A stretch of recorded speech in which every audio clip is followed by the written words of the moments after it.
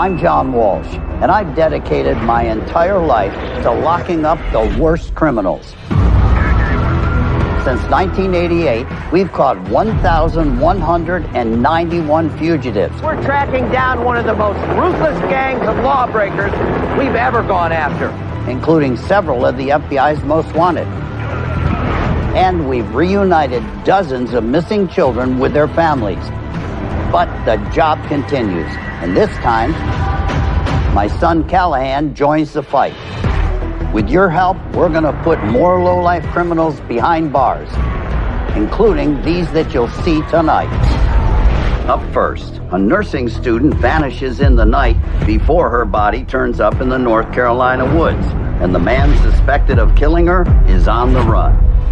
Then, authorities bust a sophisticated drug ring on the East Coast, but one of its dangerous alleged traffickers manages to escape. We need your help to find Samuel Rhodes. And finally, a DNA match that shocks investigators on both coasts. Have you seen the man police say is wanted for this mother of five's gruesome murder? America's Most Wanted is the original true crime series. You can run, but you can't hide. I'm John Walsh. And I'm Callahan Walsh. And this is America's Most Wanted. Tonight, thanks to your incredible tips, the AMW catch counter is up to 1,192 captures. We put another dangerous fugitive behind bars. Now, 2 weeks ago, we asked for your help finding Davy Albaran. He went on the run after being charged with child abuse, molestation, and sexual battery of his own family members who were minors. When his two adult daughters found out what he had done, they made it their mission to find him and get his victims justice. So this is my father. He's Osceola's most wanted for his crimes against kids. When his last victim came out, who happened to be my daughter, everything came out. So I found out last year that my father hurt my niece. I got upset and I posted this on Facebook.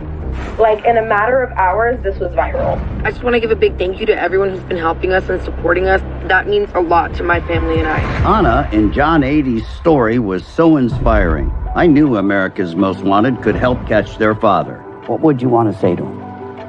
How dare you? How dare you? I trusted you with what was most precious to me. You know, I just turn yourself in. That's all I can say. Turn yourself in. We're not going to stop. He's on my personal top 10, and I never quit. We never quit. Thank you so much. After our show aired, tips started coming in, placing Albaran in the Tampa, Florida area, specifically in the town of Lakeland.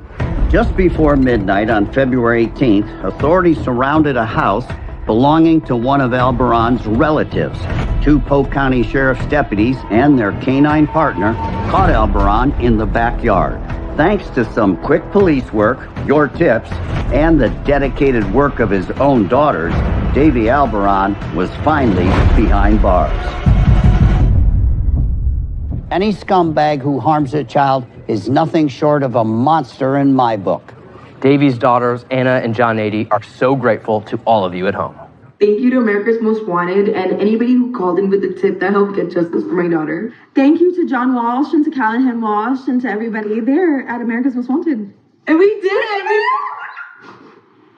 Now, that's one more fugitive off the streets, and we know tonight, with your help, we can get that number even higher. Now, to our first case.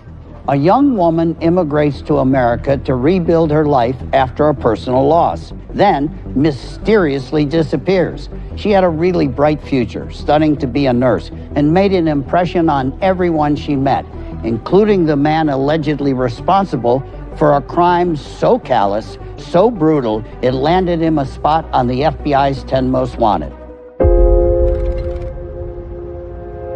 Truc Quan Lai Lee, we know her as Sandy. She was from Vietnam and she came here to live with relatives in Charlotte after the death of her mother. Sandy was a very good student. She was going to school at Queens College and she was studying nursing. She worked at a Greek restaurant, a chain here called Shomar's. Everybody just had nothing but fantastic things to say about Sandy. Sandy bonded quickly with her co-workers, especially Alex Castillo, who she started dating. Their relationship ended in April 2016 when Sandy stopped working in the restaurant to focus on school and continue her dream of becoming a nurse. On August 9th, Sandy told her family she was running out about 8:45 at night to the local store to pick up something. They were very troubled when she didn't return home because Sandy is very accountable. This just is not like her. When Sandy didn't return home the next morning, her family filed a missing persons report. Detectives started looking through Sandy's iPad, and we discovered some conversations between Sandy and Alex. Sandy had loaned Alex $1,000 about 2 months prior. She wanted her money back. On August 9th, he communicated, "Hey, I got your $1,000. Let's meet up." As we follow up on Sandy's bank records, we recognize that the night that Sandy goes missing, one of her cards has been used at an ATM to make a large withdrawal. She withdraws another $1,000. That stumps us because the original meetup plan from Alex was to return money, yet she is at the ATM withdrawing more money. But she does not appear to be under any duress. 2 days after Sandy's disappearance, and with still no leads, police and family members continued their search of the greater Charlotte area. Meanwhile, 2 other Showmars employees are also reported missing by their families. Charlotte Mecklenburg 911. I want report I lost my son. No me contesta el teléfono. Su teléfono está apagado.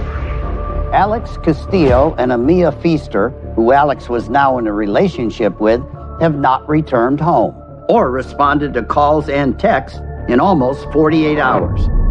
When 3 young folks go missing at the same time and there's no explanation, it's not just family members that become concerned. That certainly starts sending up alarm bells for us as well. Then on August 13th, 4 days after Sandy's mysterious ATM withdrawal, and 2 days after Alex and Amia go missing, the investigation makes a shocking turn. Alex and Amia call their parents individually and let them know that everything's fine, but at no point are they able to explain really where they've gone to and where's Sandy. Alex and Amia say they've hit the road. They were last seen here at a QT gas station on the east side of Charlotte on August 10th at 4:33 in the morning. But since Alex was the last person believed to see Sandy in person, detectives think the couple could be hiding what they know about her disappearance. The Charlotte Mecklenburg Police Department reached out to the FBI to assist in a missing person investigation. We gathered information from speaking to relatives of Amia and Alex, and that they were trying to go see his father in Aguas Calientes, Mexico. We obtained video of them crossing over the border. You see Alex and you see Amia. It looks like they were packed, ready to go. It was planned.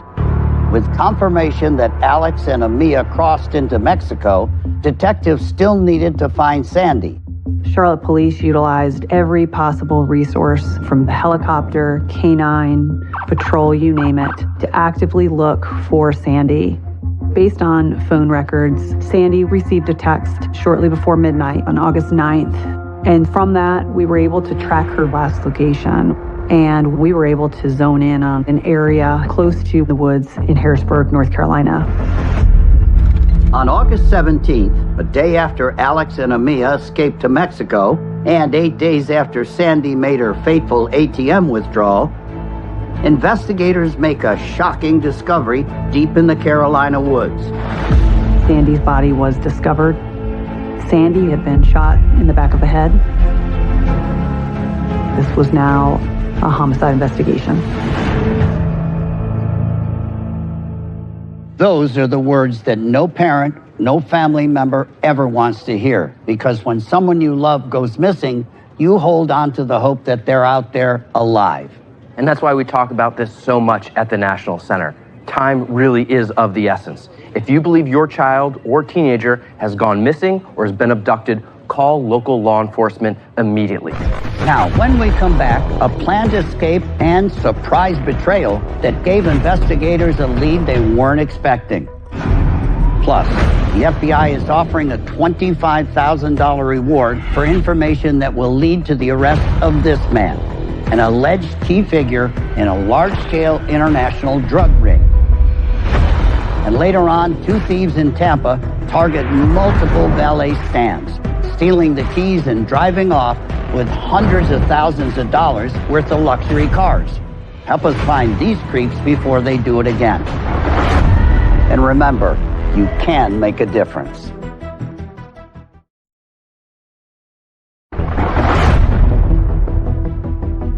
Welcome back to America's Most Wanted. Now, before the break, we saw a missing persons case turn into a homicide investigation. And the two people who were thought to be with her became fugitives, and one of them wanted for murder. So let's see why police need your eyes and ears now more than ever. 2 months have passed since Sandy Lee was found murdered deep in the Carolina woods. Their co-workers, Alex Castillo and Amia Feaster, escaped to Mexico, but as the pair try to evade authorities, troubles arise. Amia Feaster was living with Alex's family in Mexico. She did not speak the language, and it was a lot different than she was accustomed to. In the beginning of October, it's believed that Alex left her. Here she is with a family that she doesn't know, no money, and I think she missed home. Amia Feaster turned herself in. And from there, we coordinated the apprehension to get her back to the States. She does admit that she did drop Alex off to meet Sandy. A robbery was planned. They were already packed. They were already ready to go to Mexico. There is text exchange between Alex and Amia. Alex was telling her to hold on, that he was doing something with the evidence. She 100% knew that Sandy was dead. So Amia Feaster was charged with accessory after the fact of a felony, which is the murder of Sandy. We are still looking for Alex. To the best of our knowledge, we believe that Alex is still in Mexico. We know that he's got a strong support system there. Sandy was just a phenomenal person. This case was senseless. It was brutal. It was calculating. And this one here is one that will always stay with me. I don't think Sandy's family will ever lose hope in Alex being apprehended and brought to justice. We're joined now by Joe Petito, who, like me, knows the pain of losing a child all too well. Joe, thanks so much for being here. No problem, John. Good to Appreciate see it. Thanks for being here, buddy. Now, social media had a big part to find Gabby. And in our case tonight, it's surveillance. You know, Joe, that surveillance video is what helped track Castillo to Mexico. And pinging Sandy's phone helped find her body. These are new techniques that are so helpful. Technology has really changed the game, hasn't it? It does make a difference. Social media was a huge impact on helping us find Gabby, you know, and it's a huge tool that people can leverage to find their missing loved ones. And the more you can try to get that exposure out there, the better your chances would be. Now, you founded the Gabby Petito Foundation in 2021 after your daughter went missing. And I know you work with local groups as well, searching for missing children. What can communities do in cases like that to help? The more exposure you get, the more people that get, you know, that have eyes on these missing flyers, the more that gets shared. The more that gets shared, the more maybe local or even national news will pick up those stories. And that's what you really want. And that's why stories and stuff that you guys do is important, because it gets, you know, their faces out there. Like the one that we're talking about here, getting his name out there and a picture out there on a national, you know, broadcast is hopefully going to have that huge impact to find him and bring him to justice, because Sandy's family deserves that. Absolutely. That's what we're all about. Investigators told us that Sandy's family found some comfort in the fact that her body was able to be recovered. What would you tell her family? How do they keep going? You and I talked about this. How do you take a tragic loss and deal with it? No, that's it. You actually gave me some of the best advice, you know, during that time. And you can go down that dark path, or you can go to kind of what you do, the pain into purpose type of deal, you know, and really try to focus on healing that way. And that's something that I do. That would be my recommendation. I don't know what's going to work for them. And to be honest with you, I'm still trying to figure out myself. God bless you for what you're doing. Your daughter's up there going, go, Dad, go, Dad. I hope so. You know, I'm hoping at the end of the day, after all the work that we do collectively together and all the help that everyone got and all the support, it's got to continue for others. Well, keep up the good work. You're making a difference. We're proud of you. Thank you, John. Thanks for being here. Cal, thank you very much. Have you seen Alex Castillo? Alex Castillo is wanted for unlawful flight to avoid prosecution for murder. He's got black hair and brown eyes. He's 5'6", and at the time he was last seen, weighed about 185 pounds. He'd be 25 years old now, and we have an AMW age progression of what he may look like today, both with and without facial hair. Authorities have a strong reason to believe that Castillo is hiding out in Mexico, but he may be in Aguascalientes, where he has family, or the Mexican states of Guanajuato or Veracruz. It's also possible he's made his way back to the States. He has ties to Phoenix, Arizona, and his last known residence was in Charlotte, North Carolina. He's one of the FBI's 10 most wanted fugitives, and they're offering a reward of up to $250,000 for information that leads to his arrest. Doesn't matter if you live in the U.S. or are friends in Mexico. If you have any information, remember, you can always remain anonymous. Call us or go to our site, 866-AMW-TIPS or amwtips.com.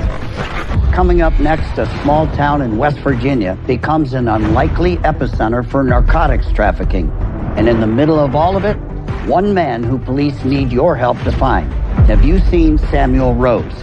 And later on, a woman is murdered on the East Coast, and the DNA from the scene links the suspect to an assault 5 months earlier on the opposite side of the country. And the dangerous suspect is still out there. But first up throughout the show tonight, we'll be featuring local crimes that we need your help to solve, maybe right where you live. Police need your help tracking down a pair of suspects who have recently stolen luxury vehicles from more than one valet in the Tampa, Florida area, in possibly up to 5 related incidents. Watch this surveillance video of the pair from last summer, Tweedledee and Tweedledum, casing the unattended valet stand before brazenly grabbing the keys in plain view of everyone around them. Take a good look.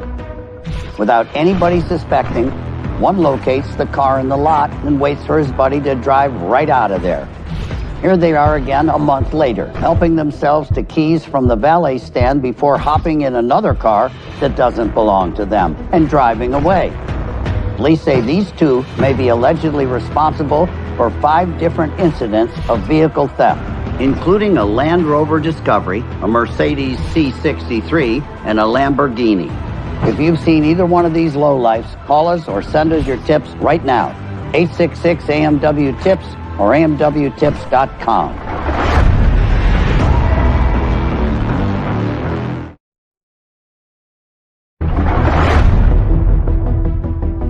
Welcome back to America's Most Wanted. Now, the number one goal for AMW is to find fugitives, but also to find as many missing children as we possibly can and reunite them safely with their families. So this week, we need your help to find 13-year-old Noelle Sophie Zizi. Noelle's from Kennesaw, Georgia, but maybe in Dallas, Texas. She has brown eyes and black hair. And when she was last seen, she was 4'1" and weighed between 90 and 100 pounds. Noelle went missing in October 2021. So if you've seen Noelle Zizi, please call us or send your tips to 866-AMW-TIPS or amwtips.com. Let's get her home safe and back with her family where she belongs. Cal, over to you. Martinsburg, West Virginia is known for its historic past. Walking down Main Street, you'll find buildings standing from the 1700s. But these days, the small town feels different, dangerous, and has become a breeding ground for drug traffickers. Martinsburg, West Virginia is a very friendly, close-knit town, about an hour and a half from Baltimore, Maryland, and about the same proximity from Washington, D.C., where you really do get to know your neighbors.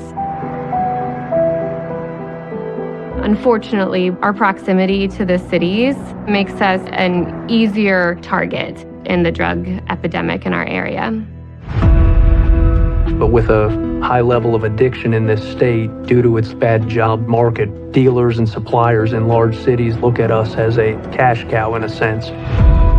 A lot of the local dealers that we see in West Virginia are children that grow up in the juvenile justice system that we've dealt with when they were students, engaged in low-level drug transactions, and as they become adults, they become higher-level drug dealers, like Sammy Rose. Samuel Rose is a community member that grew up here in Martinsburg. He's a very intelligent person who used that high level of intelligence in his criminal activity. And unfortunately, we've had dealings with Sammy Rose through the years. He's been involved in violent crimes for years. In 2000, he committed armed robbery, pistol whipping an individual. In 2007, Samuel Rose was selling crack. He was prosecuted federally, was sentenced, and he ended up serving approximately 8 years imprisonment. When he was in prison, Samuel Rose's drug connections increased and grew. So when he was released after serving his sentence, the 8-year hiatus actually increased his drug dealing in the area. We started to investigate using a confidential informant who could directly purchase from Samuel Rose. Those controlled purchases allow us to follow through surveillance and learn that Samuel Rose was accessing larger quantities of narcotics than we had known him to access before his arrest. Eventually, we are able to apply to the court for a wiretap on his cellular device. And that really gave us a breakthrough in being able to determine the breadth of his drug trafficking network. There would be calls to obtain cocaine, lining up where these transactions would occur. Were you still on the side? Or did you get on the side yet? Well, I'm about to come on your side now. Send me the attic. That ended up leading us to an appliance business in Hagerstown, Maryland, known as Top 3 Sources. Top 3 Sources looks like an appliance store that could be on any street in America. They advertised that they would sell on credit, they had a showroom, and they also had a seemingly legitimate bank account. And through surveillance of Top 3 Sources, we saw appliance shipments at odd hours of the night. And it appears that shipments are coming from a connection within the Dominican Republic. So that was suspicious. We intercepted communications regarding drugs being trafficked from the Dominican Republic. We learned that the organization was concealing the drugs in the appliances, washing machines, dishwashers, dryers, refrigerators, often concealed in the frame of those appliances. Those appliances are then packed into large sea containers, shipped up to a port here in the United States. Those sea containers are loaded onto trucks and then transported to Hagerstown, Maryland, where Top 3 Sources was located. Through our investigation, we learned that Sammy would obtain large sources of supply and distribute them in the Martinsburg area. At this point, we understand that Samuel Rose is a member of a much larger organization. The owner of Top 3 Sources was identified as Lenin Erasmo Lunamoto, also known as Poppy. He was at the head of the drug trafficking organization. His right-hand man was Juan Manuel de la Rosa Tejada, and he was known as Little Poppy. In this organization, Sammy Rose plays the role of the West Virginia drug distributor. It's a huge role for the organization because all the money that comes from places like Martinsburg, West Virginia, makes its way into the organization through the drug sales of Sammy Rose. At this point, we had been involved in the investigation for almost a year. We learned that Top 3 Sources had residential units, and at least one housed Little Poppy. So we were able to obtain a search warrant for Top 3 Sources. When officers search, they find a significant amount of drugs stored in the appliances. There was approximately 1 kilogram of fentanyl, a significant quantity of crack, and then also about 8 kilograms of cocaine. Arresting Little Poppy was a huge accomplishment. Taking that individual out of the equation was going to have a huge impact for this organization's activities here in West Virginia. The next step is to remove Samuel Rose. We're seeing an unprecedented crackdown on high-level drug traffickers right now. Last year, in what they called Operation Blue Lotus, Homeland Security seized 900 pounds of fentanyl and 600 pounds of methamphetamines at the southwest border. And keeping that off the streets, well, that's tremendous, because it's not just this poison, it's what comes with it. Violent crime, illegal gun trafficking, and death. It's a whole package. Which is exactly why we need your help finding Samuel Rose. Now, don't go anywhere, because when we come back, officers have put their lives on the line to bring down Rose's operation in a risky raid. We'll see what happens next. Then, he acted alone, changing his identity, keeping a stunning secret for his entire life. A case we even featured right here on AMW way back in 2010. Bank robber turned fugitive Ted Conrad. You won't want to miss this.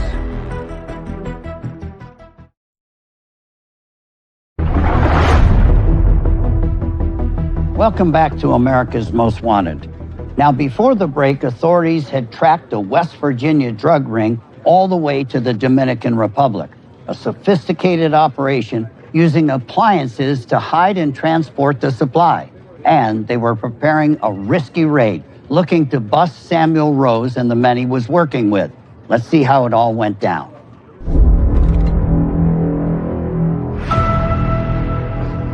The amount of drugs seized from the top 3 appliance store was easily over $500,000 worth just in one particular day of what this business was doing. Ultimately, we were able to indict 34 individuals in this investigation, to include Sammy Rose. When our officers went out to effect his arrest, we were unable to locate him. At that time, we realized that Sammy Rose is on the run. 2 years after the indictment, in September of 2023, the owner of Top 3 Sources, Lennon Erasmo Lunamoto, also known as Poppy, was finally found and arrested in the Dominican Republic, and he was sent to the United States to face charges. Sammy Rose is the last major player from this organization that we've yet to apprehend. We know he has family and friends in the area, so we do not believe that he would stray far from some type of support network. The FBI has put forth a reward in the amount of $25,000 for any information that leads to the successful apprehension of Sammy Rose. He's been involved in drug trafficking. He's been involved in violent crimes. We believe that Sammy Rose is a very dangerous individual. He's on the run, and he does not want to be apprehended. That's why this is very important to us, that we can get this threat off of the streets. Now we're joined by someone who knows firsthand how drug trafficking works and has put many of these types of criminals behind bars. Former DEA agent Bill Bodner.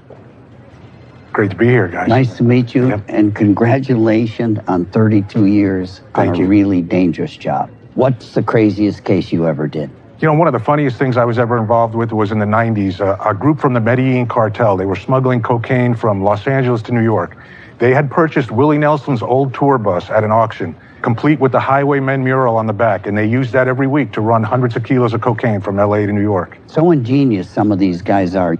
The ingenuity in smuggling is almost without limits. They will do anything that works. Using appliances, using any kind of heavy equipment, industrial equipment, something that's not really going to be searched because it looks so innocent, and it's able to be packed in a container and shipped by freight.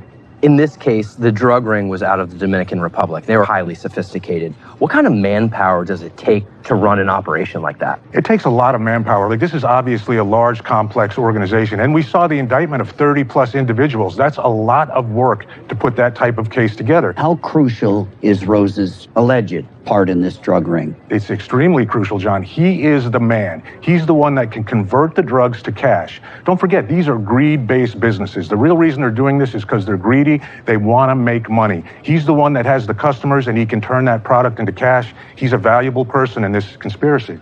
Back in the day, it was the big boys only. Now it's into these little towns, and it devastates these towns. Especially in West Virginia. I mean, they were hit hard by the prescription opiate epidemic in the late 90s, early 2000s.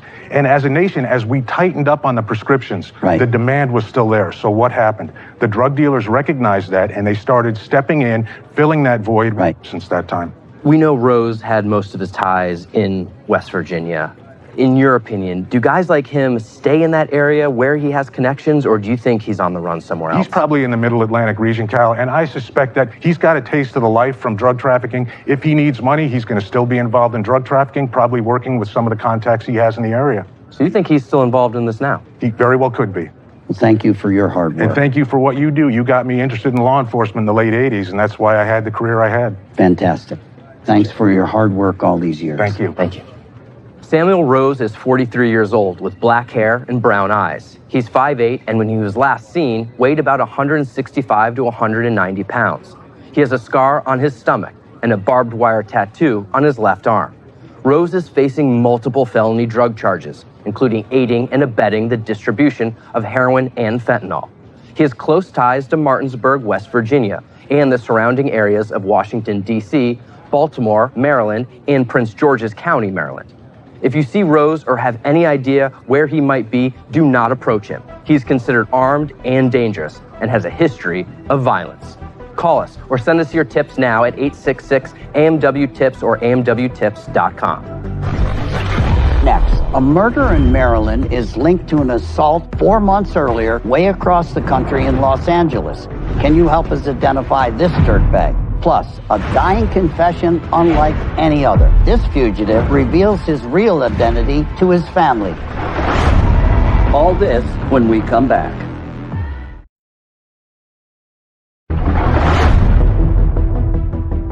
Last August, a 37-year-old Maryland mother of 5 went for a hike and never came home. She was reported missing, and the next day was found brutally murdered in a wooded area just off the hiking trail.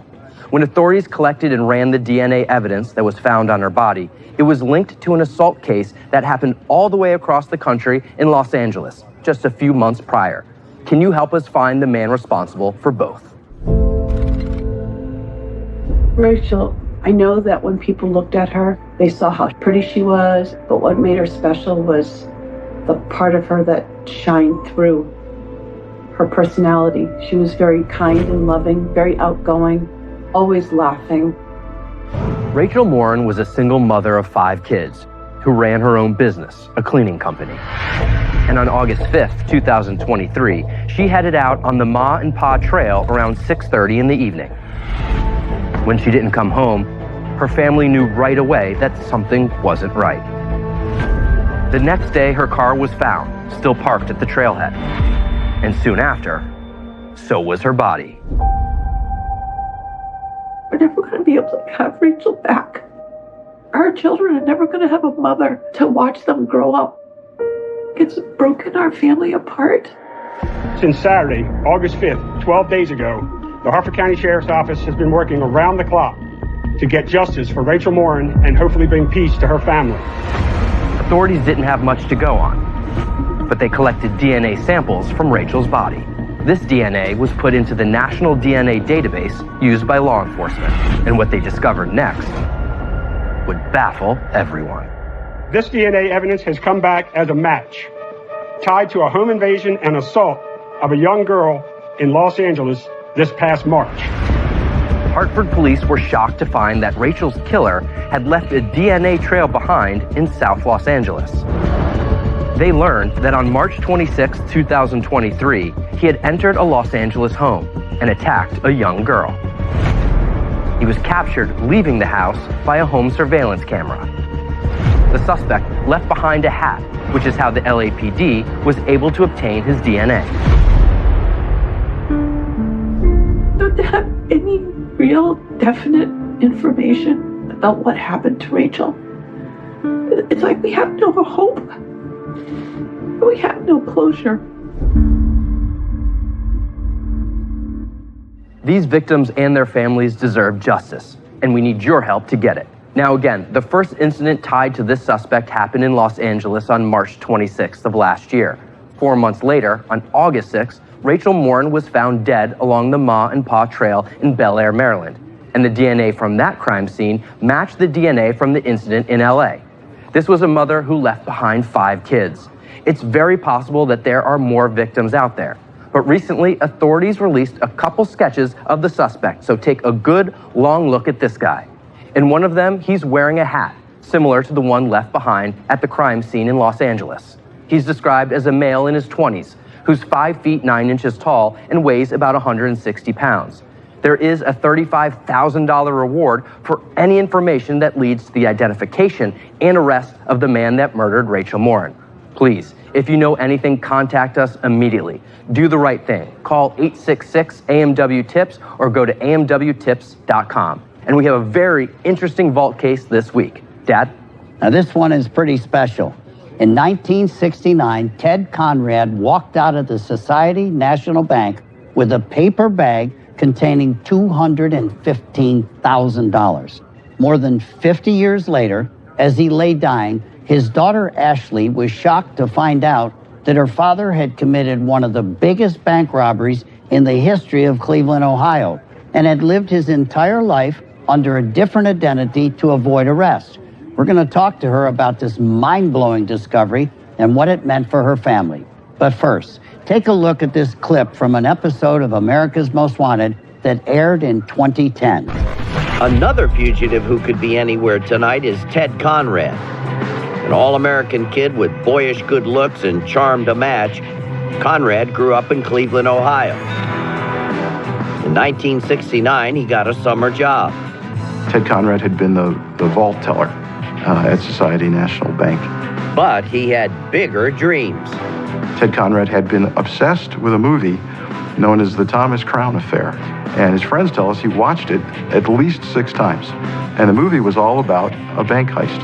And it appears that Ted Conrad may have modeled himself after that. According to the FBI, on July 11, 1969, Conrad left the bank with his lunch bag. Inside of it, $215,000. When tellers realized the money was gone, they noticed Conrad was missing too. The daring robbery made national news, but Conrad vanished. If you know where Ted Conrad's hiding, please call our hotline to take him down. Now we're joined by Ashley Randall, Thomas Randall, a.k.a. Ted Conrad's daughter. Thank you for being here. Thank you for having me. Appreciate it. Thanks for being here, Ashley. You know, for 52 years, your father hid his identity, was running from the law. I mean, you had no idea this was going on. We had no idea. My dad was diagnosed with terminal lung cancer in the spring of 2021. And about a month before he passed away, he said, "Ladies, I changed my name when I moved here. The authorities are probably still looking for me." And you two passed out. No, what? We thought at first it was a weird dad joke, like trying to lighten the mood. I Googled him that evening, and I just found page after page of, vault teller robs bank. He's been missing for 50 years. Right. U.S. Marshals were looking for him. That was terrifying to me, that he was still actively being hunted. It was heartbreaking because it felt like the guy I knew was being erased by one day in his life. Did you ever find out what he did with the money? By the time he got together with my mom in the late 70s, the money was gone. So Ashley, how did the Marshals piece it all together? Somebody, I still don't know who, sent my dad's obituary to a crime writer in Ohio, who then passed that along to the marshal. And then I believe that they matched handwriting samples from my dad's college applications, I believe. Mm-hmm. And then my parents filed for bankruptcy in 2014, so they had his signature on public record there. Were there any signs that your father was capable of something like this, eluding law enforcement for as long as he did? Absolutely not. He was just the best dad. Yeah. Somebody who drove me to school every day. He made my lunch every day. He was the dad that's there for you. But him being fluent in French and keeping that a secret is somehow more shocking than him being a fugitive. He spoke fluent French and you guys didn't know the whole lifetime? He helped me with my French homework the way any parent who doesn't speak French never started spouting out in French. No. The one thing I have from him was when I was learning to count, he would say the way to remember 16 is because when you're 16, you says everything. That's his French knowledge he imparted on me. He's got to be the most disciplined fugitive I've ever heard of. Well, thank you for having the guts to come here, clear up all this mystery. We profiled your dad on America's Most Wanted, so it closes that chapter, and I'm glad he didn't go on to a life of crime or hurt anybody else. As am I. Thanks for being here. Thank you so much for having me. When we return, a recap of all the dangerous fugitives from tonight's show. Stay with us. We'll be right back.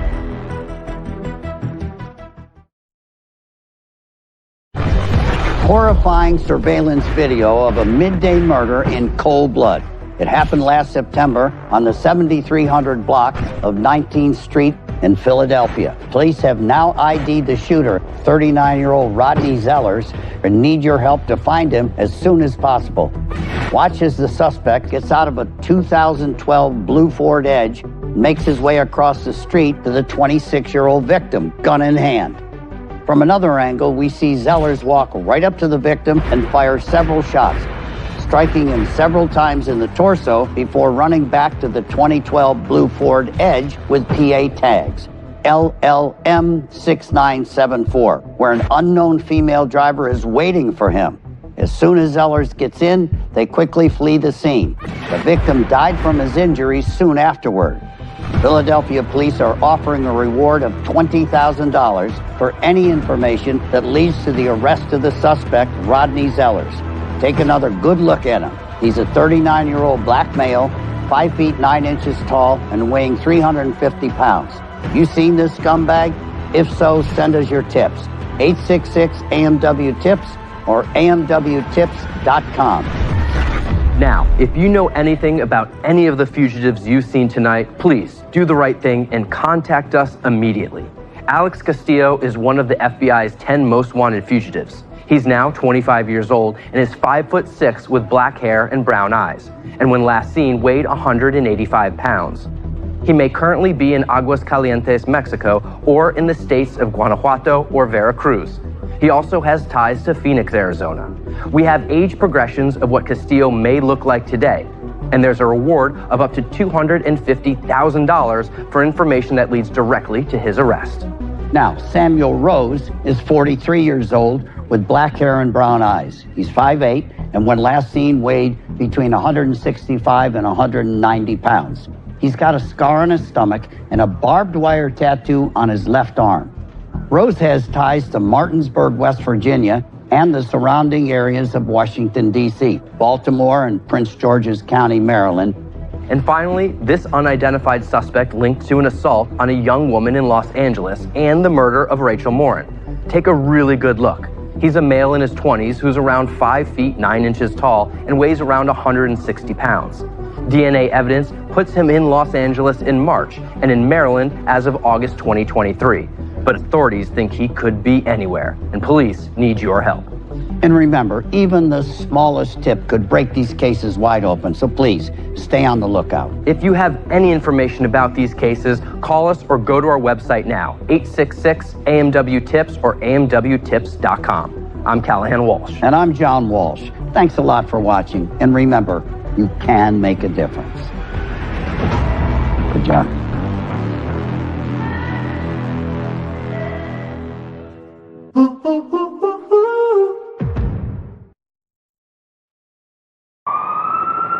America's Most Wanted is the most successful show in television history at catching America's most dangerous fugitives. Tonight, his luck runs out.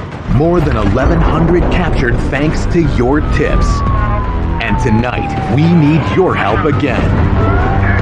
To bust the most ruthless fugitives on the run today who may be living right next door to you. First, Maurice Nesbitt, an abusive wannabe rapper convicted of brutally murdering his ex-girlfriend. As long as he's on the loose, everyone around him is in danger. Police say he's armed, dangerous, and could be looking for his next victim. Then, Josephine Overacre, a suspected domestic terrorist, wanted for more than 40 violent attacks across the country. Terrorism is terrorism. She's evaded authorities for more than 25 years. Have you seen her? Finally, Frederick Arias, a former cop who police say stole millions from the people who trusted him most. My uncle, my brother, and my grandma, he literally left them without a penny. Now, this scammer's on the run, and it's time to bring him to justice. Tonight, you're our best shot at catching these dangerous fugitives. This is America's Most Wanted. Welcome to America's Most Wanted. I'm your host, Elizabeth Vargas, and tonight we have some incredible news. Our catch counter is going up by 2, now 1,189. We tracked down Allison Gracie and Christopher Jones. Just 4 days after we brought you their story, they are behind bars in Madrid, Spain. Right now, the wheels are in motion. Coast Guard special agents are already writing out affidavits for extradition to be provided to the country of Spain. We need to get them back to the United States so they can face charges. On December 18th, 2011, Amy Rhodes went on a scuba diving trip in Key Largo, Florida at Scuba Shack, a business owned by Allison Gracie and Christopher Jones. Disaster struck. The tour boat sank and Amy drowned. Records show the dive boat failed multiple inspections, but Gracie and Jones did nothing to fix the safety problems. After Amy's death, they left the country. They've been unwilling to come to the United States and answer for the allegations against them. They are charged with involuntary manslaughter. Gracie and Jones have been arrested twice in the past. Both times they managed to get away. But now they're behind bars in Spain. You can only run from the United States for so long, and hopefully the third time's a charm. Amy Rhodes' family has been waiting nearly a decade for this moment. Amy and those of us that loved her deserve, for those who were responsible for her death, to face justice. Whoever helped bring these two into custody, I and my family, we're all very grateful. Allison Gracie and Christopher Jones have finally been captured. But let's get now to our first case tonight. Maurice Nesbitt wanted to be a famous rapper. His lyrics glorified drug trafficking, gun violence, anti-police rhetoric, and most noticeably, violence against women, which was fitting since he had been violently abusing his girlfriend, Rashawn Jackson, for years. Rashawn Jackson was a sweet, hard-working woman. She was well-loved by her family and by her co-workers and by her friends. She thought her future was bright until she met Maurice Nesbitt. We got y'all here to let track, man. You know what I mean? Maurice Nesbitt was a joke of a rapper trying to break into the Atlanta hip-hop scene. Sometimes we up, man, you feel me? But when I get it right. He put out cheap music videos for his lousy rap songs under his rap name, Mega Ruckus. Mega Ruckus a problem, you don't wanna go through it. Wherever the red dot go, hopefully gon' go to it. He acted like he was a big deal, rolling in money. My bankroll so swole, it won't fall. The reality was that Maurice Nesbitt was an unemployed drug dealer, living off of women. And the videos that he made glorified drugs, money, murder. And it ended up showing exactly what type of person he was. Rashawn sadly fell for Nesbitt's act. Things were okay at first, but Nesbitt quickly became more controlling and abusive.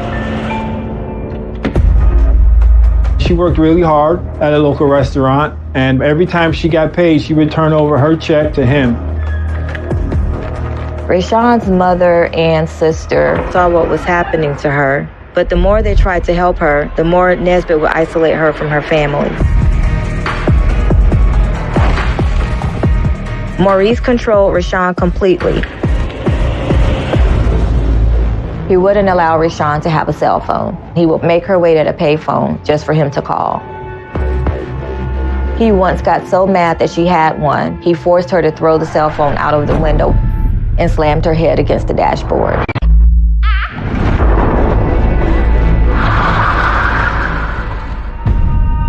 Rashawn stayed for reasons that a lot of victims of domestic abuse stay in their relationships. He had killed her self-esteem, and she was probably afraid of what would happen if she left. But Rashawn finally did end it. and she moved back in with her mom and her sister. For the next month, life seemed to be going back to normal. But that happy new chapter sadly didn't last long. Nesbitt was angry that Rashawn had broken up with him. On May 27th, 2014, video surveillance shows Nesbitt's car pulling into Rashawn's complex.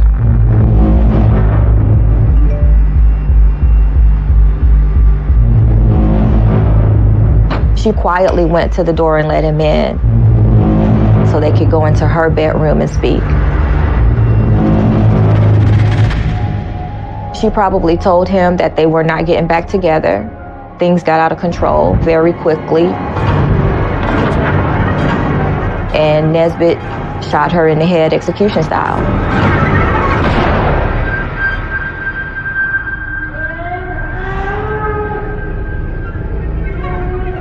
What's the address of your emergency?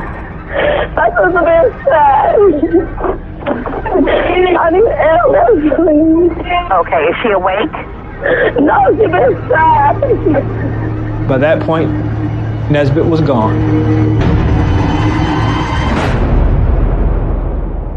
If you saw Maurice Nesbitt in the Atlanta area in late September of 2017, call us or go to our website right now. Cold case investigator Paul Holes is here. And Paul, we have an AMW criminal avatar of Maurice Nesbitt. What are we looking at here? Well, Nesbitt is 6'2", 230 pounds. He's got black hair, brown eyes, and he likes to pull his hair back into a ponytail. He does wear a beard, but of course he can change these features while he's on the run. But he has a distinguishing tattoo on his right forearm, those comedy tragedy masks. Ah, yeah, we can see it right there. All right. Profilers also describe Maurice Nesbitt as a, quote, cobra. What does that mean exactly? Well, a cobra abuser is an abuser that can lie in wait, show restraint, and when the right opportunity presents itself, will strike out suddenly and violently. Now, Nesbitt was abusing his victim throughout the course of the relationship, using coercive control as well as direct control. She couldn't have a cell phone. When she got one and defied him, he physically assaulted her. And then, when she decided to break up, that's when he showed that cobra characteristic, kind of pulled back, was patient, plotted, and convinced her to let him into her room where he shot and killed her. Oh, very frightening. Okay, thanks so much, Paul. Maurice Nesbitt is still on the run. If you know anything about him or his location, send us your tips. Go to amwtips.com or call us at 1-833-3-AMW-TIPS. We also need your help catching this suspect in this crime alert. Investigators have new information in the murder of a woman in Tomball, Texas. 29-year-old Elizabeth Barraza, known as Liz, was shot and killed on January 25th, 2019, as she was setting up for a garage sale at her home. Newly released video from a home security camera shows a black Nissan Frontier truck pulling up near the home. Someone approaches Liz. It appears to be a woman. Moments later, 4 shots are fired. The suspect runs back to the truck, leaving Liz to die. Just a few minutes later, the suspect drives back by the scene. Take another look. Investigators say the suspect was wearing boots, a dress, and possibly a wig. It may have been a disguise. The video also shows a new view of the killer's truck. It's similar to the one in this photo, a black 4-door Nissan Frontier with a Pro 4X sticker. Investigators say the same truck was seen in the neighborhood the day before the murder. Liz Barraza's husband and family are devastated. They've been waiting 2 years for clues and need your help. We need justice for Liz. I need justice for Liz. If you have any information to catch this cold-hearted killer, go to amwtips.com or call us at 1-833-3-AMW-TIPS. Coming up, Maurice Nesbitt shot Rashawn Jackson and left her for dead. This man is dangerous. Now, police are on the hunt. But can they catch this cold-blooded killer? And later, authorities say Josephine Overacre is a domestic terrorist who caused tens of millions in damage. Terrorism is terrorism. She's been on the run for almost 25 years. We need your tips now.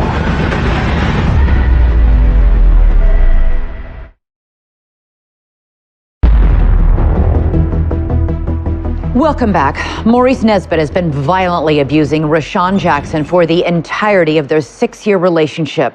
And when she tried to end things on the night of May 27th, 2014, Nesbitt reacted with the utmost level of violence. On May 27th, investigators say the body of 34-year-old Rashawn Jackson was found inside an apartment on Campbellton Road in southwest Atlanta. Rashawn had been murdered, and the obvious suspect was Maurice Nesbitt. Surveillance video shows Maurice Nesbitt speeding out of the apartment complex moments after the gunshots were heard.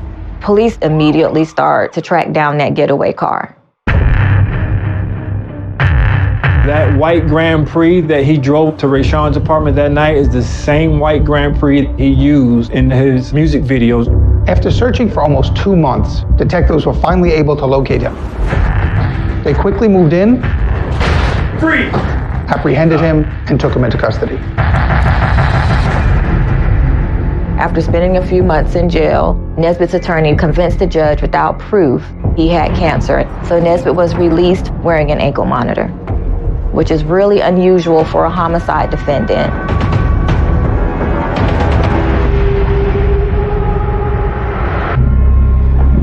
The trial began, and Nesbitt was charged with malice murder, felony murder, aggravated assault with a deadly weapon, and possession of a firearm during the commission of a felony.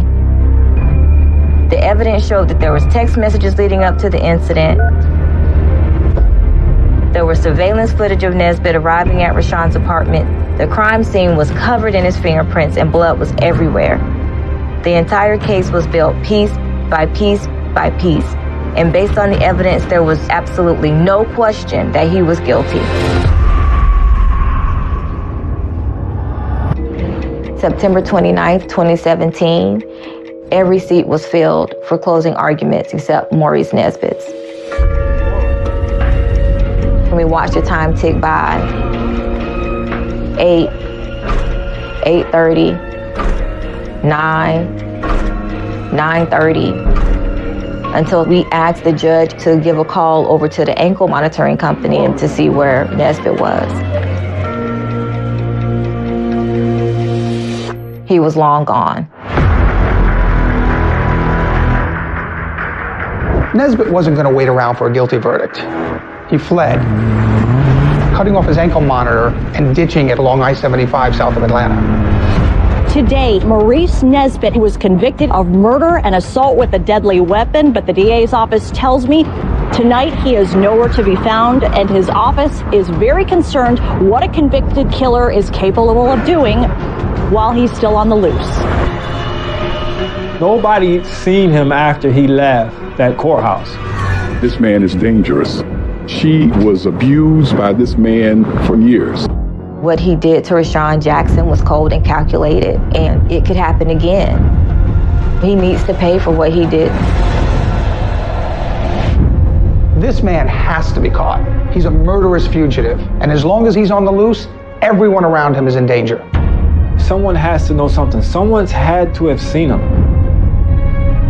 I refuse to give up on this case for Rashawn. No matter how long it takes, no matter what I have to do, if it helps capture Maurice Nesbitt, I'll do it.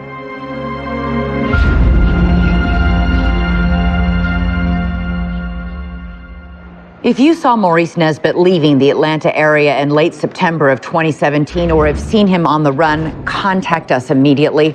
Former prosecutor and legal analyst Yodit Tewolde is here. And Yodit, I know a lot of our viewers are wondering why this guy was out on bail when he was accused of murder. Well, in Georgia, a murder charge doesn't automatically disqualify a suspect from getting a bond if a judge grants one. The court would then look at several factors. Are they posing a danger to society? Are they a flight risk? How strong is the case? Authorities tell us that Nesbitt's lawyer just told the court that his client had cancer and that he needed to be out on bond in order to receive treatment. But did they ever have to prove that he actually had cancer or needed these treatments? No. And as a lawyer, I've got to say that's surprising that the court didn't require any type of medical documentation to prove that the cancer was real. So the bond should have been denied or at least made higher, especially given his long history of domestic violence. The court essentially gave him an ankle monitor and sent him on his way. All right, let's go to the map tracker. Yes. There are several detectives who believe he might still be in the Atlanta area. That would make sense because he's from there. And if he is there, authorities believe he's living with a woman that he's using in order to get by. Not to mention that ankle monitor was last pinged driving southbound on I-75, which was his last known location. But if he did actually leave town, then Mexico City would make sense because Nesbitt's mother and other family members may live there. So this could be an anchor point for that location. Not to mention, he speaks Spanish, so it makes it easier for him to blend in with locals. But we don't have any recent sightings of him tying him to that location.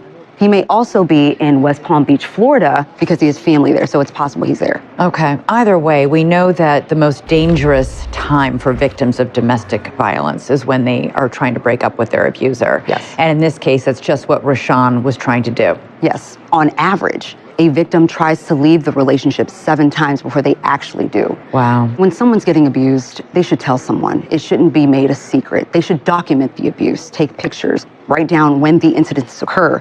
Domestic violence shouldn't be tolerated under any circumstances, and people should go to the police. Report it, document it. All right, Yodi, thank you so much. And if you or someone you care about is in an abusive relationship, you need to know that there is help out there. Please call the National Domestic Violence Hotline at 1-800-799-SAFE. Joining us now is Salida Griffin, Deputy Chief Assistant District Attorney in Gwinnett County, just outside Atlanta. Ms. Griffin, thank you so much for being here. And I got to ask you what it was like for you that morning when Maurice Nesbitt didn't show up in court as you were awaiting the verdict of a trial you worked really hard on. I think initially we were all shocked that he didn't show up. And, you know, those feelings just turned to frustration and anger. We had worked so hard on the case. The family had to relive that night. And we were hoping, you know, that day would bring some closure to the family and that they could finally get justice for Rashawn.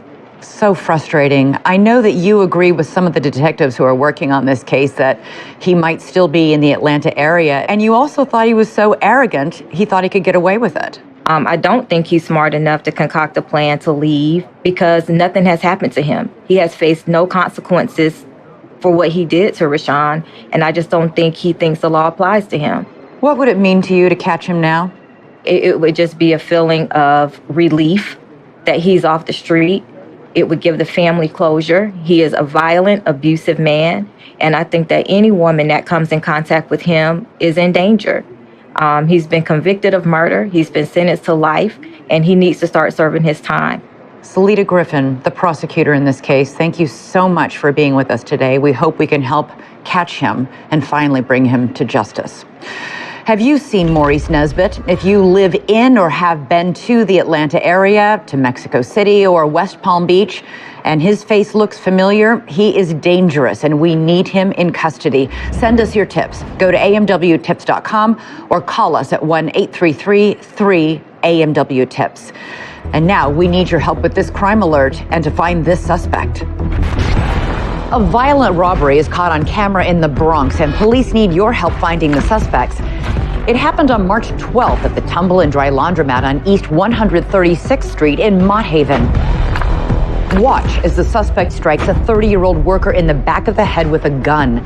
He then brings the worker into the bathroom at gunpoint and holds him there, while a second suspect steals $1,500 from an office. Take a good look at their faces.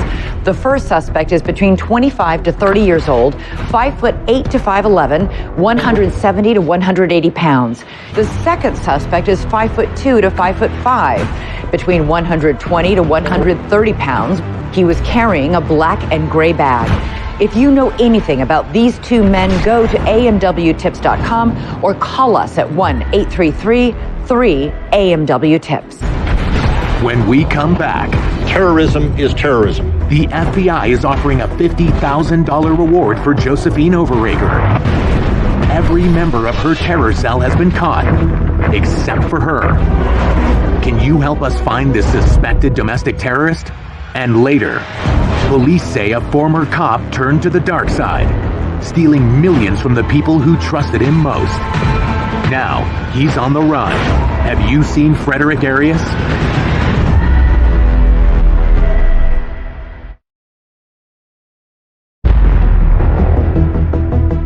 We're back with more America's Most Wanted. Authorities have many names for the fugitive in our next case: eco-terrorist, radical environmentalist, animal rights extremist.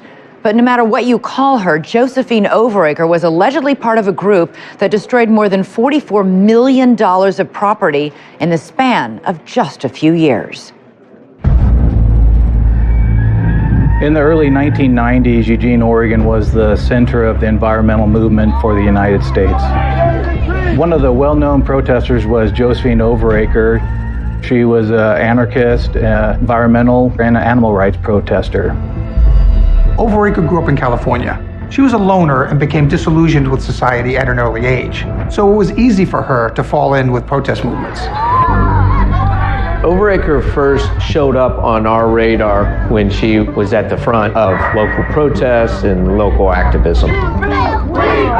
Overacre was dating Jacob Ferguson. He was a well-known extremist and also anarchist.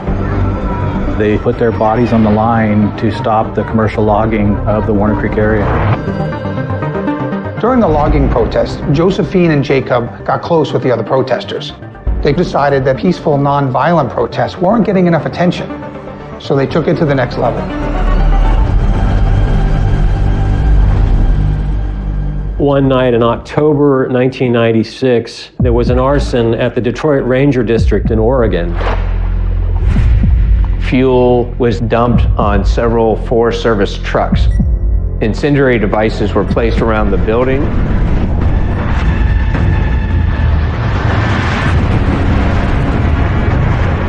This was the first major arson committed on behalf of the Earth Liberation Front. From 1996 to 2003, this group committed dozens of arsons.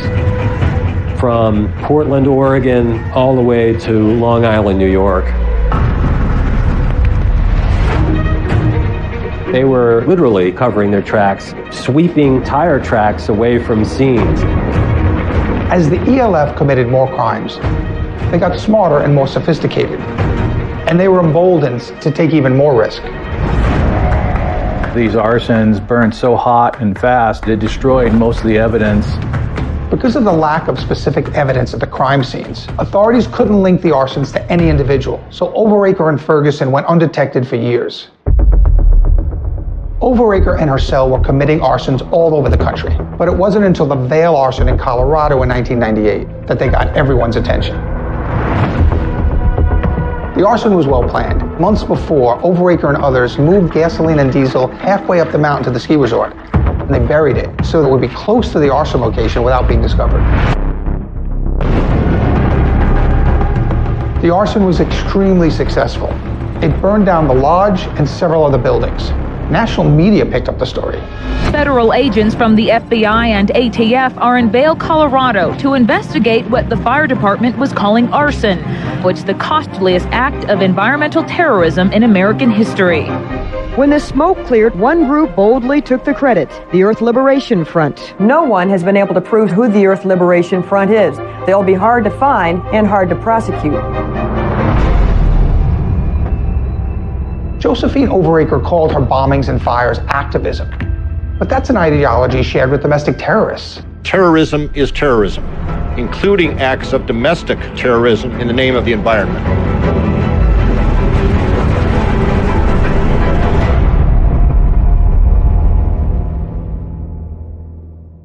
If you saw Josephine Overacre in the late 90s or early 2000s in Colorado, Oregon, Washington State, or anywhere else, call our tip line or go to our website immediately.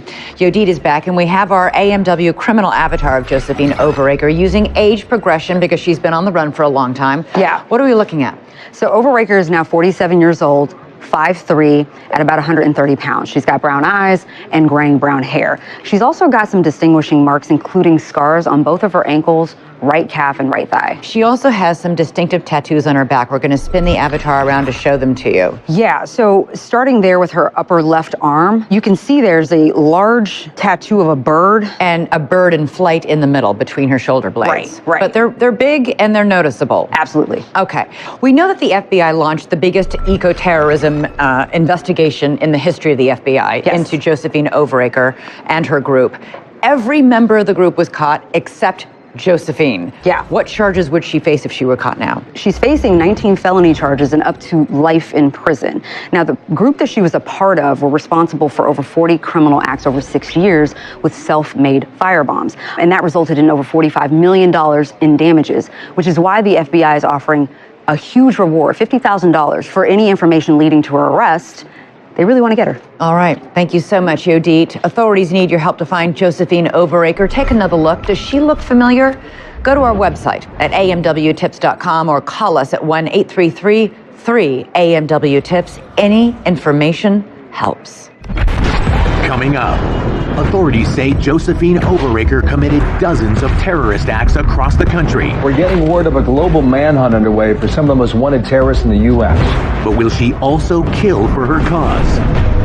And later, police say this former cop stole millions of dollars from Christian donors, including his own family. Now, Frederick Arias is on the run, and we need your help to find him.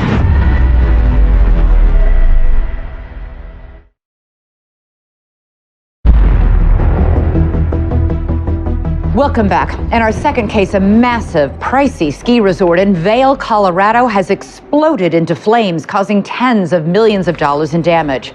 Authorities immediately suspect arson and that Josephine Overacre is involved. The authorities were not only baffled, they were frustrated by the fact that there was no actionable evidence that any of these crimes.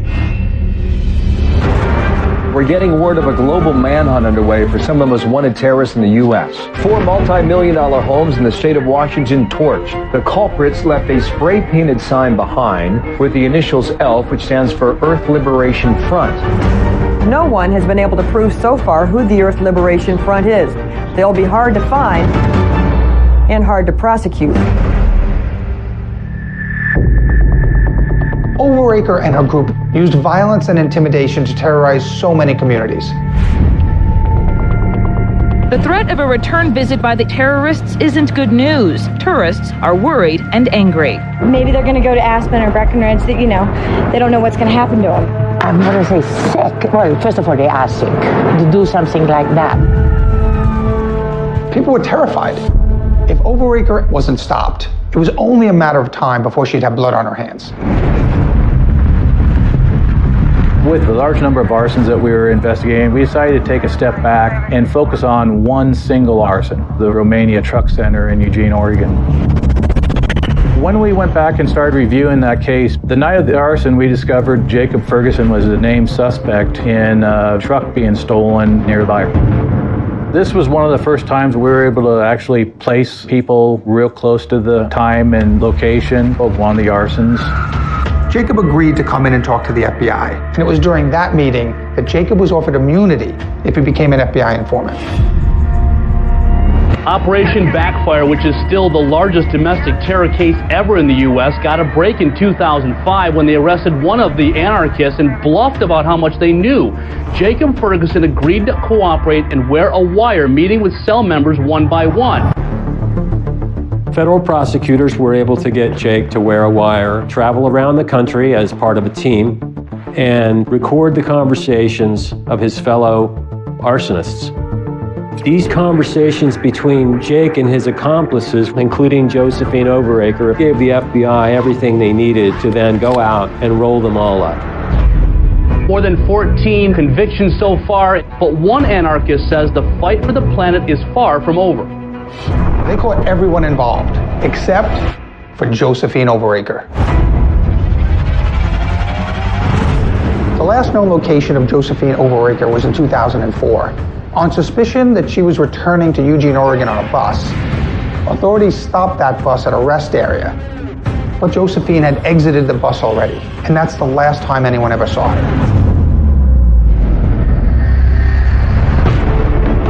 There's indications that Overacre may have been in Europe, in Germany, and in Spain. Overacre left a trail of calculated destruction and violence, wreaking havoc on far too many lives. Whether you burn down a ski resort or blow up a federal building, an act of domestic terrorism is an attack on the American people, and it cannot be tolerated.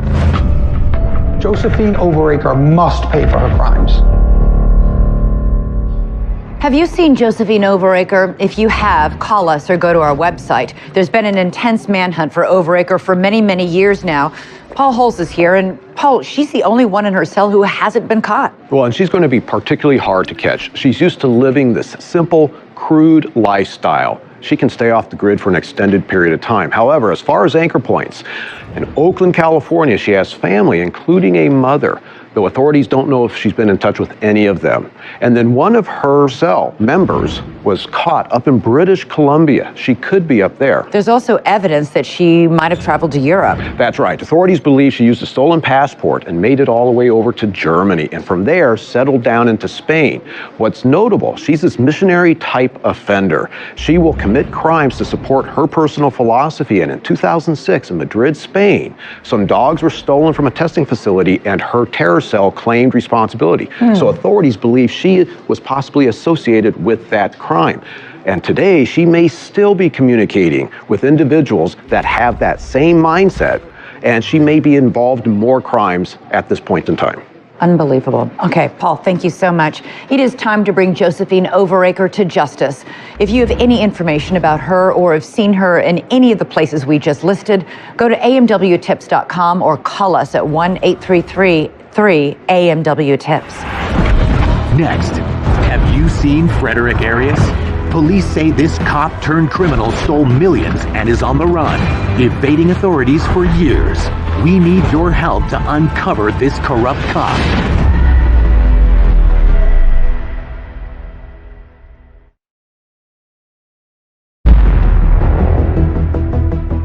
Welcome back. Now to our next case, Frederick Arias, a former police officer and undercover detective who authorities say scammed Christian donors out of millions of dollars and even stole his own parents' life savings. In 1987, Fred Arias worked as a patrol officer in Maricopa County. People that knew him say that he was a good cop. In 1998, Arias got promoted to detective. His undercover work led to some of the more significant drug busts during that time. My dad, he was the most secretive person I've ever met. Never knew if he was in Arizona, out of the country, what was going on. Arias retired in 2008. When he told me that he stopped being in law enforcement, he seemed kind of desperate. All those years of undercover work still had a hold on him. Approximately 2 months after Arias left law enforcement, I see a red Mercedes. I recognized the car, so I got on my cell phone and I called Arias, and he was telling me he was going to Tucson to purchase AR-15s when he was going to come back and sell them. Fred was having a midlife crisis. In June of 2015, Arias is introduced to Bradley Tennyson. Throughout the course of several meetings, Arias and Tennyson hit it off. They come up with a mutual endeavor called the Joseph Project. It was a humanitarian fund catering to the ideals of the Christian audience, promising to build wells in Africa. The premise behind it is that people would invest their money, they would get a return on their investment, and additional proceeds would go to fund these humanitarian projects. Over the next few months, Arias is introduced to potential financiers via Tennyson's connections. Tennyson and Arias started pitching the Joseph Project to investors in October of 2015. Over the next 9 months, the Joseph Project brought in over $9 million from a dozen investors. In 2016, my dad was like, buddy, get your passport, not only for you, but your whole family. And depending on how things go, you're going to have to move out of the country. I was like, why? And he's like, buddy, just trust me. I can't tell you. If something goes down, I need you to be ready. That was the moment where I'm like, what is going on?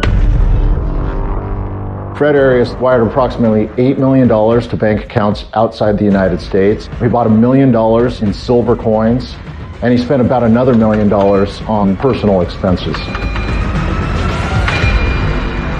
Some of these investors had used their retirement accounts, their life insurance. They didn't have money to lose. My uncle, my brother, and my grandma believed in them. He didn't just take their money, he took all of their savings. And my grandma's condo in the Dominican Republic, she was literally left without a penny.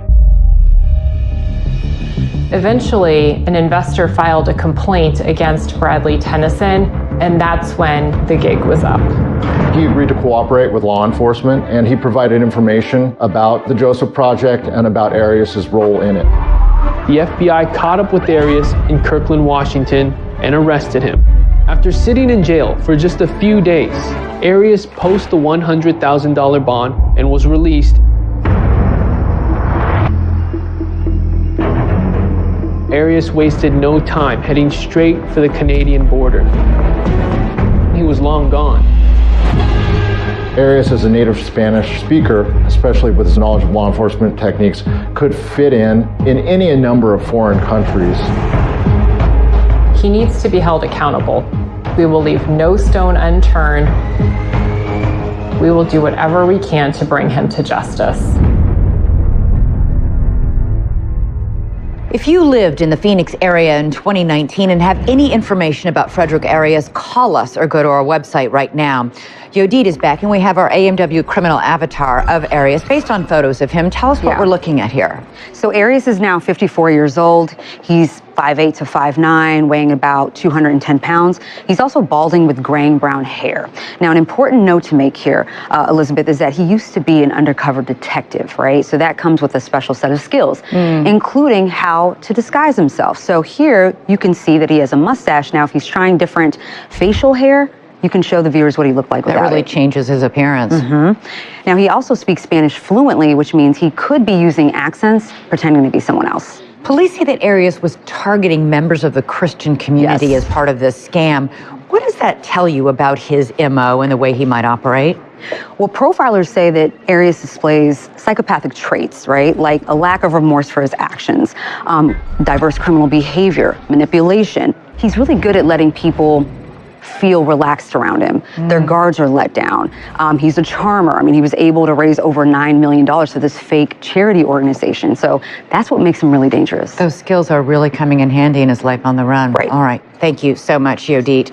We're joined now by Frederick's son, Nick Arias. And Nick, thanks so much for being with us. I've got to ask you, you were there as your dad was an undercover detective for many, many years. He was good at his job. He was able to fool other people into believing he was someone else. That's got to be coming in handy right now on the run. He told me his favorite thing to do was pretend to be a Colombian drug lord. And I mean, he kind of looks apart, you know, he's fluent Spanish. Do you have any gut instinct on where he might be right now? I want to say he's in the Dominican Republic because he's more familiar with that because he grew up there for a while. Interesting. All right. On the chance that your dad is watching our program tonight, what would you say to him?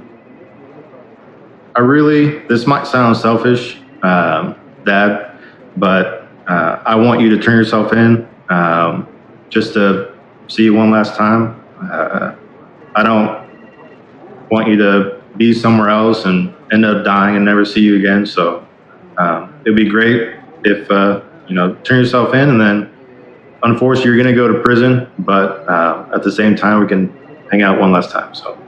Nick, thank you. You're an unusual and rare interview. You're not only the victim of a crime, you're the fugitive's son, and we really appreciate you being here today. Appreciate it. All right, thanks so much.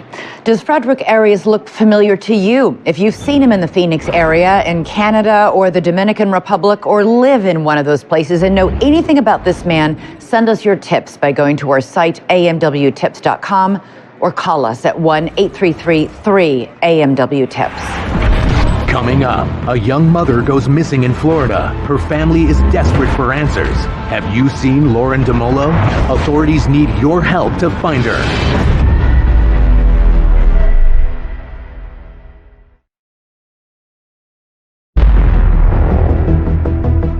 A young mother is missing in Florida, and her family is desperate for clues. 30-year-old Lauren DeMolo disappeared last summer. Now police are releasing new details in the case. This is surveillance video from June 18th, 2020, when Lauren went to apply for a job at the Speedway gas station on Coronado Parkway in Cape Coral, Florida. You can see her talking to the clerk. She gets an application and then leaves. She hasn't been seen since. Lauren's black bag was found on June 19th at Four Freedoms Park near her apartment. Her shirt was found at the same park near the water a few weeks later. Take a good look at Lauren DeMolo. She's 5 feet tall, 110 pounds. She's got blonde hair with brown roots and brown eyes. Lauren has several tattoos, including the word Namaste on her right side and the Om symbol on her wrist and rosary beads on her ankle. If you have any information, even the smallest detail, please call. Our number is 1-833-3-AMW-TIPS or go to amwtips.com. Before we go, let's review the fugitives you should be on the lookout for. Maurice Nesbitt, an aspiring rapper who went by the name Mega Ruckus. He was last seen in Atlanta the day before he was convicted for the murder of his girlfriend, Rashawn Jackson, who police say he had been abusing for years. He's fluent in Spanish and may be hiding out in Atlanta, Mexico City, or West Palm Beach. Josephine Overacre, a suspected eco-terrorist who authorities say helped plan and carry out attacks that caused more than $44 million in damage over the course of several years. She was last seen in Oregon and has been on the run for more than 25 years. The FBI is offering $50,000 for information that leads to her arrest. And Frederick Arias, a former police officer and undercover detective. Authorities say he got investors to give him $9.5 million for a charity that didn't exist, and then wired that money to overseas accounts before fleeing in 2019. He was last seen at a train station in Canada. The FBI is offering $25,000 for information leading to his arrest and conviction. These past 5 weeks, we've gotten hundreds of tips and helped victims and their families get their messages out to the world, and even captured 3 dangerous fugitives along the way. But others are still on the run right now, and we need your help to find them. You at home are our favorite detectives. Keep an eye out and send us information about anyone you've seen on the show at amwtips.com or call us at 1-833-3-AMW-TIPS. I'm Elizabeth Vargas. Thanks so much for watching. And remember, fugitives, we're coming for you.